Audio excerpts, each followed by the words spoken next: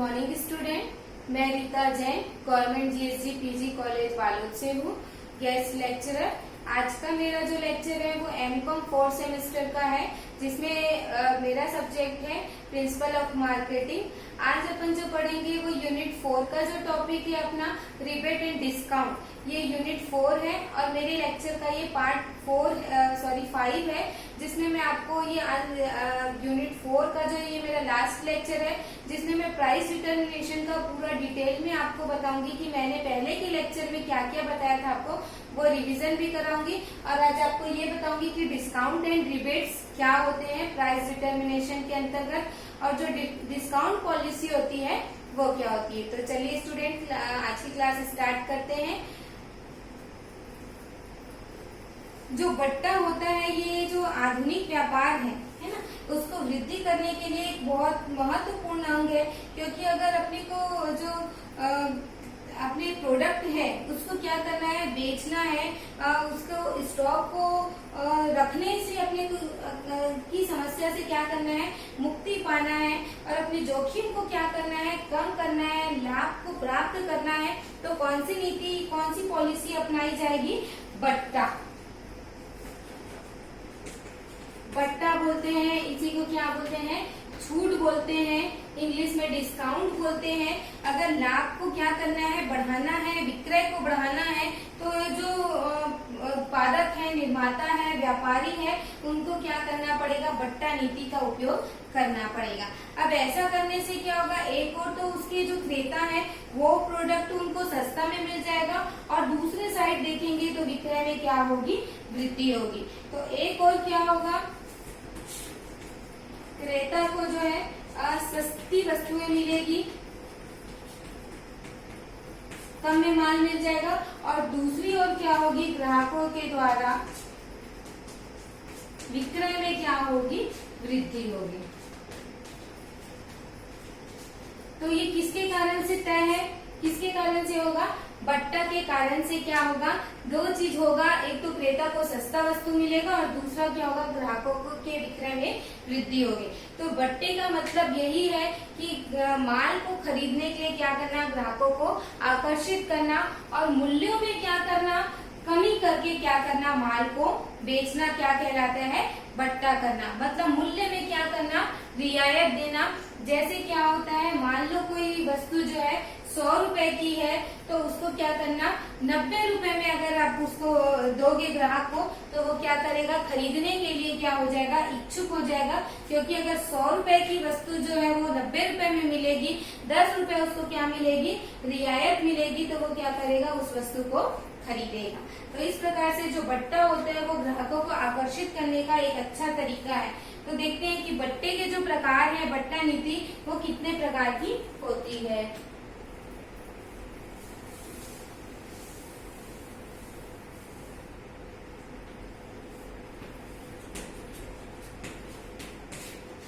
जो बट्टा होता है उसका प्रकार है, पहला प्रकार होता है नगद बट्टा।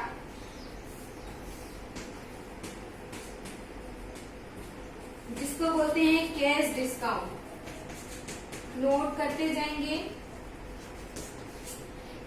तो जो नगद बट्टा होता है, नाम से ही स्पष्ट है कि माल के नगद क्या करने पर, विक्रय करने पर क्या किया जाता है, दिया जाता है। जब माल को आप नगद में खरीदोगे तब इसका भुगतान नगद में करने पर जो है ग्राहकों को दिया जाता है। तो इसके अंतर्गत क्या होता है कि जो प्रोडक्ट है उसका विक्रेता जो है वो ग्राहक को क्रय करते समय क्या करता है, एक निर्धारित अवधि में भुगतान करने पर जो बीजक है उसकी शुद्ध राशि पर क्या करता है, ये देता है।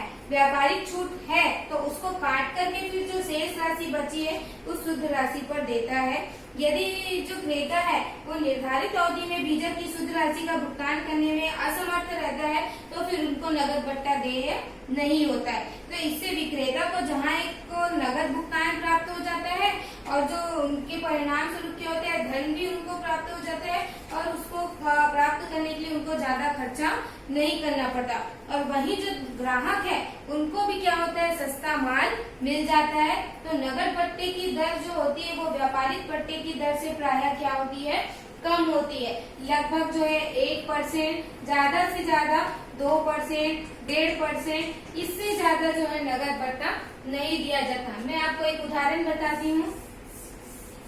जैसे कोई वस्तु का जो मूल्य है वो 100 रुपए है या 1000 रुपए है वस्तु का मूल्य, तो सबसे पहले उनको क्या किया जाता है, व्यापारिक भत्ता दिया जाता है। जो ज्यादा होता है 10%, 5% क्या होता है, व्यापारिक भत्ता होता है, जिसमें जो है प्रिंट रेट से उनको क्या किया जाता है, कम मूल्य पर माल दिया जाता है। यह भी जो है ग्राहकों को आकर्षित करने के लिए जो है दिया जाता है व्यापारिक भत्ता। तो जो इसमें सेकेंड प्रकार ही है व्यापारिक भत्ता।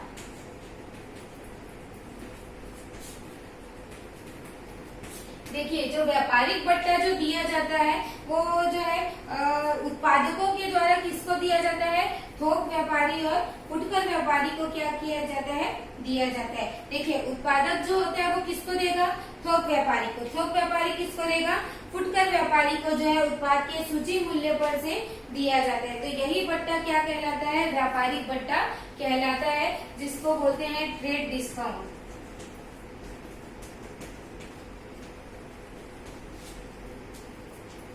व्यापारिक भत्ता, तो ये जो भत्ता है वो कार्यात्मक भत्ता भी कहलाता है। ये जो भत्ता है वो उससे क्या होती है, क्रेताओं के साथ में भी क्या होती है, सुविधा होती है, और इससे क्या होता है, स्टॉक रखने की और बड़ी मात्रा में माल विक्रय करना, विज्ञापन व्यय, ये सारी चीजों से क्या हो जाता है, बचत हो जाती है। उनको ज्यादा विज्ञापन नहीं करना पड़ता इसके लिए। और इस भत्ते के कारण जो है व्यापारियों में प्रतियोगिताओं की भी क्षमता क्या होती है, बढ़ जाती है। क्योंकि अगर एक व्यापारी व्यापारिक भत्ता देगा तो दूसरा व्यापारी भी क्या चाहेगा, भत्ता देना। तो एक व्यापारी 10% दे रहा है तो दूसरा व्यापारी क्या बोलेगा, नहीं हम तो 12% क्या करेंगे, व्यापारिक भत्ता देंगे। तो ये जो भत्ता होता है, सबसे पहले मान लो कोई प्रोडक्ट का सूची मूल्य कितना है, 1000 रुपए है, तो उनको 10% भत्ता दिया जाएगा। तो 1000 का 10% कितना हो जाएगा, 100 रुपए। तो उस वस्तु का मूल्य कितना पड़ जाएगा, 900 रुपए। तो 1000 का जो मूल्य का सूची मूल्य का वस्तु है वो कितने में मिल रहा है, 900 रुपए में मिल रहा है डिस्काउंट काटने के बाद, व्यापारिक भत्ता।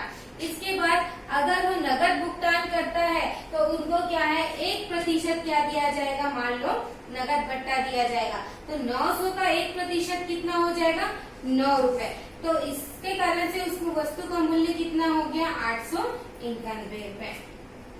और या तो उसको नगद भुगतान तुरंत करना पड़ता है, या उसके लिए क्या किया जाता है, अवधि फिक्स कर दी जाती है। जैसे कि आप 15 दिन में अगर नगद भुगतान करोगे तो आपको क्या है, 2% नगद भत्ता दिया जाएगा। तो इस प्रकार से जो है वस्तुओं का जो है मूल्य क्या हो जाता है, कम हो जाता है। तो ये होता है नगद भत्ता और व्यापारिक भत्ता। सबसे पहले व्यापारिक भत्ता दिया जाता है, फिर नगद भत्ता दिया जाता है, जिससे क्या होते हैं, थोक व्यापारी, फुटकर व्यापारी जो होते हैं दोनों आकर्षित होकर के क्या करते हैं, वस्तुओं को खरीद लेते हैं। और इससे क्या होता है, उनका जो है स्टॉक रखने की समस्या क्या हो जाती है, दूर हो जाती है प्रोड्यूसर का। अब तीसरा भत्ता होता है परिणाम भत्ता, परिमाण भत्ता, जिसको बोलते हैं क्वांटिटी डिस्काउंट। परिमाण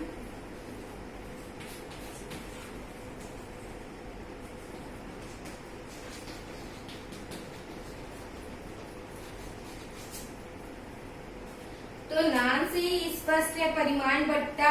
इसका मतलब ये है कि उत्पादक है ना और निर्माता है, वो अपने जो थोक व्यापारी और फुटकर व्यापारी की को उनके द्वारा जो खरीदी गई मात्रा के अनुपात में दिया जाता है। इनका उद्देश्य क्या होता है कि अधिक से अधिक क्या करे, वो प्रोडक्ट को खरीदने के लिए प्रोत्साहित हो सके।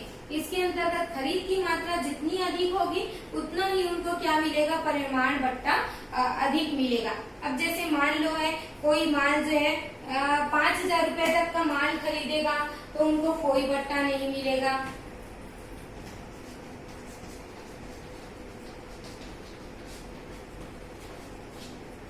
5000 से 10,000 रुपए का माल खरीदने पर 5%, 10,000 से अगर 50,000 तक का माल खरीदेगा तो उनको 10% भत्ता मिलेगा। 50,000 से 1.5 लाख रुपए तक का माल खरीदने पर 15% बट्टा। तो इस प्रकार से क्रय की मात्रा जैसे जैसे बढ़ते जाएगी वैसे वैसे बट्टे की मात्रा भी क्या होती जाएगी, बढ़ते जाएगी। तो ये जो होता है वो ग्राहकों को आकर्षित करने के लिए, तो व्यापारी फुटकर व्यापारी को आकर्षित करने के लिए दिया जाता है। अब देखते हैं कि रिबेट्स क्या होता है। ये तो था बट्टा, अब देखते हैं रिबेट।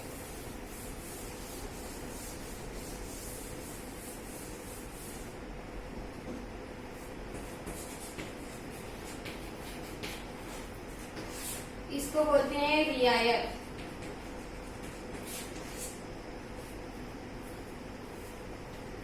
रियायत मतलब ये होता है, रिबेट या रियायत जो उत्पादक और थोक व्यापारी फुटकर व्यापारी द्वारा जो विक्रय को प्रोत्साहित करने के लिए दिया जाता है। ये एक विशेष प्रकार की छूट होती है जो किसी विशेष अवसर पर ही क्या की जाती है, दी जाती है। जैसे इसके अंतर्गत क्या होता है, एक निश्चित मात्रा,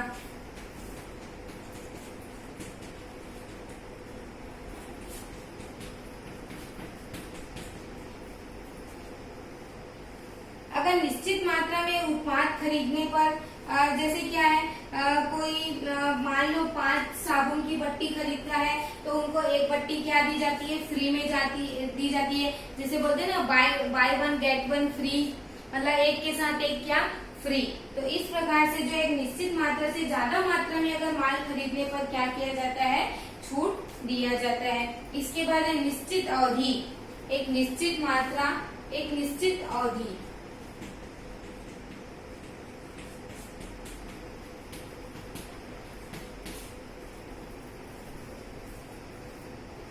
जैसे जो है प्रोडक्ट जो है खरीदने के लिए छूट दी जाती है। अगर आप जैसे दिवाली के समय पे ऑफर चलता है ना कि आप इतने दिन से इतने दिन में खरीदोगे तो आपको क्या मिलेगा, छूट मिलेगा।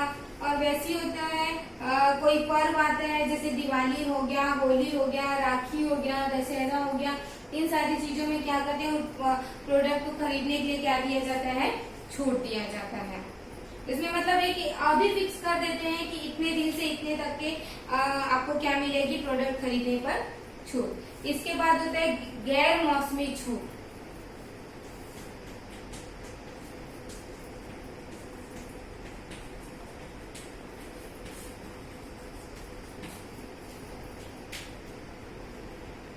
ये जो रहता है वो गैर मौसम में क्या होता है, प्रोडक्ट को खरीदने पर छूट दी जाती है। जैसे अगर सर्दी का मौसम है, उस पे अगर कूलर, पंखे, एसी, फ्रिज खरीदेंगे तो क्या दी जाएगी, छूट दी जाएगी। या फिर जब ठंड का मौसम है तो उस मौसम में क्या है, गर्म कपड़े और ऊन खरीदने पर क्या दी जाएगी, छूट दी जाएगी।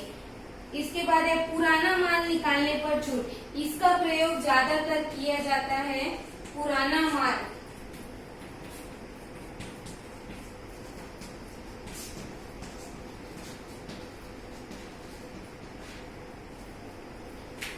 जैसे स्टॉक में जो बचा हुआ पुराना माल है उसको निकालने के लिए क्या करते हैं, पुराने माल के स्थान पर नए माल के नया माल आएगा, उसके कारण से क्या करते हैं, छूट दी जाती है। तो जो जैसे क्या होता है, साल में 1-2 बार तो इस टाइप का जो एंडल माल पड़ा है, स्टॉक पड़ा है, तो एक के साथ एक फ्री करके क्या करते हैं, देते हैं। या नए के साथ में क्या करते हैं, पुराने को मिला करके क्या दिया जाता है, माल का विक्रय किया जाता है। तो इस प्रकार से जो है ग्राहक क्या होते हैं, इस पर आकर्षित होकर के क्या करते हैं, वस्तुओं को खरीदते हैं। तो ये होता है बट्टा और रिबेट। अब देखते हैं जो मूल्य निर्धारण अपना चल रहा था उसमें महत्व क्या है मूल्य निर्धारण करने का।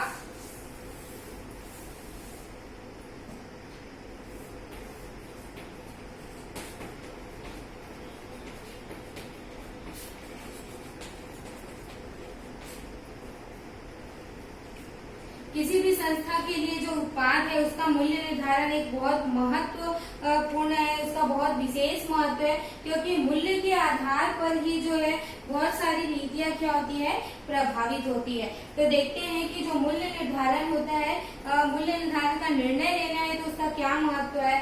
सबसे पहला महत्व ये क्या करता है, वस्तु की मांग को क्या करता है, प्रभावित करता है।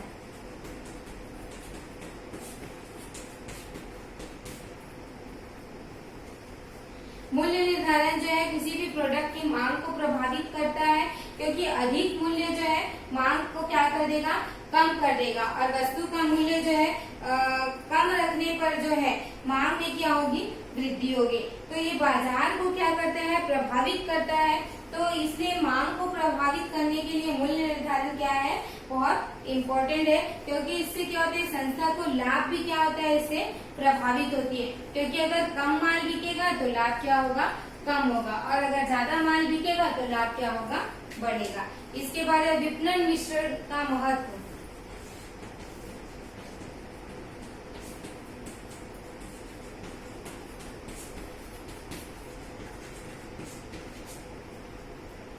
मूल्य निर्धारण करने से विपणन मिश्रण में भी महत्वपूर्ण स्थान है। देखिए विपणन मिश्रण के जो है 4 मुख्य घटक है। एक है प्रोडक्ट है, फिर डिस्ट्रीब्यूशन है, और जो है संवर्धन है, प्रमोशन है ना, और है प्राइस। तो इन सारी चीजों के लिए क्या है, विपणन मिश्रण के लिए इसका महत्व है मूल्य निर्धारण में, क्योंकि मूल्य द्वारा ही क्या है, ग्राहकों में जो है प्रोडक्ट की क्या होती है, इमेज बनती है। अगर मूल्य सही रहेगा तो प्रोडक्ट जो है वो ग्राहक क्या करेगा, उसको खरीदेगा।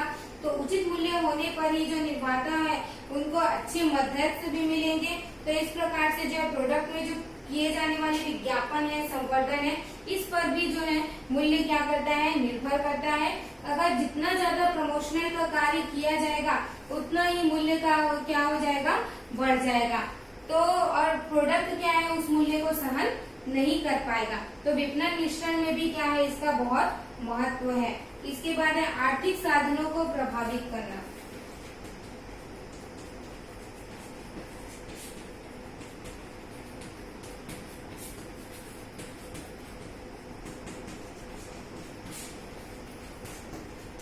तो जो मूल्य निर्धारण होता है उससे आर्थिक साधनों को भी लाभ होता है। जैसे क्या हो गया, मजदूरी है, किराया है, ब्याज है, जो उत्पत्ति के 5 साधन है, भूमि, श्रम, साहस और संगठन। इससे भी क्या होता है, प्रोडक्ट का मूल्य क्या होता है, निर्णय प्रभावित होता है। क्योंकि अगर इनके साधनों की लागत में वृद्धि होगी तो मूल्य भी क्या होगा, अधिक रखना पड़ेगा, क्योंकि लागत क्या हो जाएगी, अधिक आ जाएगी। और अधिक ब्याज और अधिक लाभांश की दर जो है पूंजीपतियों को भी क्या करती है, आकर्षित करती है। इसके बाद जो मूल्य निर्धारण का निर्णय है वो आय और लाभ को भी क्या करता है, प्रभावित करता है।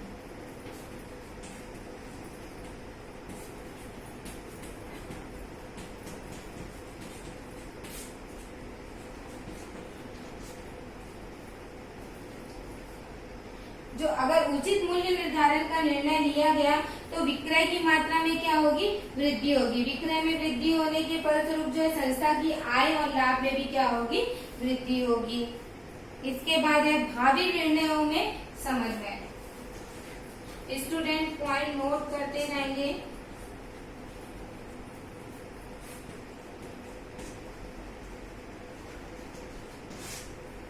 जो भविष्य में जो निर्णय लेना है ना, और उसमें क्या करता है, ये समन्वय का काम करता है, जिससे क्या हो सकती है, फर्मों को लक्ष्य की क्या हो सकती है, पूर्ति हो सकती है।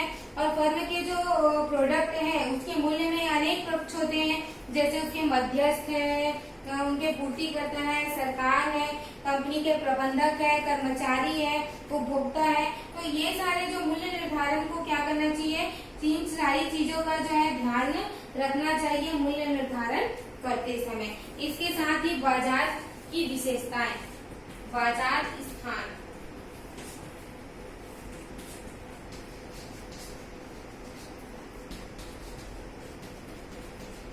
तो मूल्य निर्धारण करते समय जो है बाजार की स्थान की विशेषताओं का भी निर्भर पड़ता है कि बाजार कैसा है, वहाँ पर ग्रामीण क्षेत्र में है कि शहरी क्षेत्र में है, वहाँ की प्रतिस्पर्धा कैसे है, वहाँ का प्रोडक्ट किस प्रकार का जो है माल जो है कंज्यूमर जो है वो पसंद करते हैं, या नए नए का जो प्रतिस्पर्धी है उनका प्रवेश है कि नहीं। तो ये सारी चीजें जो है मूल्य निर्धारण में उनका क्या होता है, बहुत अधिक महत्व होता है। और साथ ही बढ़ती हुई जो मुद्रास्फीति है,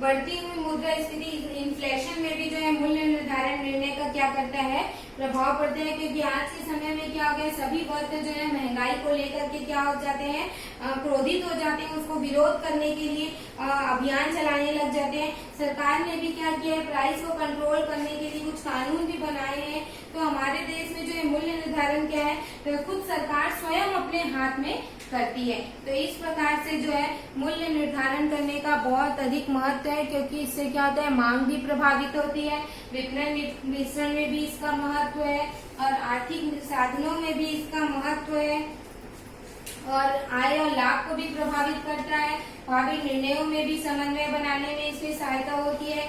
बाजार के स्थान की भी इसमें क्या है, विशेषताएं हैं, और बढ़ती हुई जो मुद्रास्फीति है तो उसमें भी इसका क्या है, बहुत अधिक महत्व है। तो स्टूडेंट, आज की क्लास जो थी वो मूल्य निर्धारण का जो है पार्ट 5 था, जो अपना 4th यूनिट चल रहा है। आज इसका मेरा लास्ट लेक्चर था, जिसमें मैंने आपको जो है मूल्य निर्धारण से संबंधित सारे पार्ट को अपने पार्ट में मैंने आपको समझाया है। आई होप आपने मेरा सारे लेक्चर जो है मूल्य निर्धारण से संबंधित देखे होंगे, जिससे आपको जो है आंसर लिखने में आपको हेल्प होगी, आपको अच्छे से समझ में आया होगा। इसके पार्ट 1 में मैंने आपको जो है मूल्य निर्धारण क्या होता है, उसके उद्देश्य क्या है, क्यों मूल्य निर्धारण किया जाता है, वो बताया था। इसके बाद सेकंड पार्ट में मैंने आपको जो है प्राइस स्ट्रेटेजी बताई थी, मूल्य नीतियां क्या होती है, मूल्य रणनीतियां क्या होती है, वो सारी चीजों को के बारे में मैंने डिस्कस किया था। जो क्योंकि मूल्य नीति का निर्धारण करना है तो उसकी कौन कौन से प्रोग्राम बनाए जाते हैं, क्या प्रोसीजर होता है। और थर्ड पार्ट में मैंने आपको जो बताया था वो मूल्य निर्धारण के जो विधियां हैं वो बताया है। फोर्थ पार्ट में मैंने आपको जो है मूल्य निर्धारण के प्रकार बताए हैं कि क्या उसके प्रकार है। और आज के लास्ट पार्ट में मैंने आपको जो है बट्टा रिबेट क्या होता है वो बताया, और जो मूल्य निर्धारण का निर्णय लिया जाता है उसके क्या क्या लाभ होते हैं। और स्टूडेंट, आप लोगों की डिमांड पर मैं जो नेक्स्ट लेक्चर बनाऊंगी उसमें मैं आपको ये बताऊंगी कि आपके जो 5 यूनिट है, आपके जो सिलेबस है इंटरनेशनल मार्केटिंग और प्रिंसिपल ऑफ मार्केटिंग, तो उसके अंतर्गत जो है वो आपको क्या क्या चीजें पढ़नी है, आपको परीक्षा के दृष्टिकोण से उसमें आपका क्या क्या महत्व है, आप कौन कौन से चैप्टर को आपको पढ़ना है, कौन कौन सी चीजों को आपको याद करना है, उसके पॉइंट्स याद करना है, वो मैं आपको नेक्स्ट लेक्चर में आपको मैं जरूर बताऊंगी। आपने मुझे कमेंट किया था, उसके लिए थैंक यू। तो नेक्स्ट लेक्चर के लिए आप रेडी रहेंगे, जिसमें मैं आपको क्या है पूरा सारा चीज जो है आपको क्या पढ़ना है परीक्षा की दृष्टिकोण से वो मैं आपको बताऊंगी। तो आई होप आज के लेक्चर जो है यूनिट 4 का जो है लास्ट पार्ट था, आपको सारी चीजें जो है मूल्य निर्धारण से संबंधित समझ में आ गई होगी। अगर इसके बाद कोई आपको नोट्स की जरूरत हो, अगर कोई भी दिक्कत जाती है तो मुझे कमेंट करेंगे, जिससे मैं आपको जो है नेक्स्ट लेक्चर में मैं आपको उस चीज को क्लियर कर दूंगी। आई होप आपको मेरा जो है लेक्चर वो समझ में आया होगा। Thank you student.